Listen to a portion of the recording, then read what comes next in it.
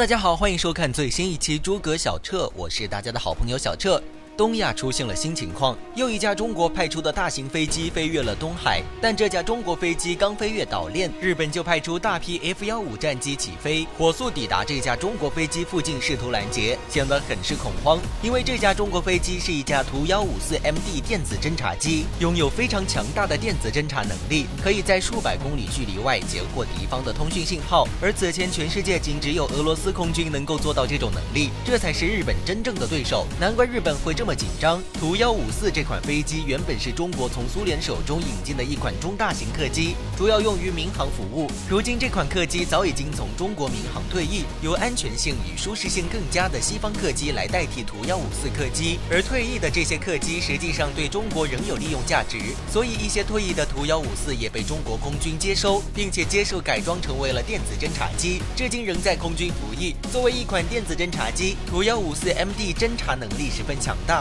这款侦察机上布满了各种传感器，借助这些传感器可以有效把周围的雷达信号、通讯信号以及其他一些电讯号进行收集，并且分析这些信号特征。这些电信号对中国而言具有非常积极的意义，因为通过分析这些信号，也能够让中国更加清楚了解到周边国家的军事变化。实际上，这款客机在民航界也被诟病不断，因为这款客机自从服役以来，已经发生了多起空难事故，并且还导致了大量的人员丧生。目前除了俄罗斯等少数国家民航还在使用这款客机外，其他国家的民航基本已经退役了这款客机。中国空军接收这款客机，并且能够安全使用这么多年，也说明中国对图154MD 的改装与维护都非常成功。实际上，中国采用图154作为侦察机平台也是无奈之举。虽然采用客机作为侦察机平台并非中国独创，并且俄罗斯与西方诸国也有用客机作为侦察机的先例，那么为何中国空军接收图154客机会引起外界如此广泛的关注呢？原因其实非常简单，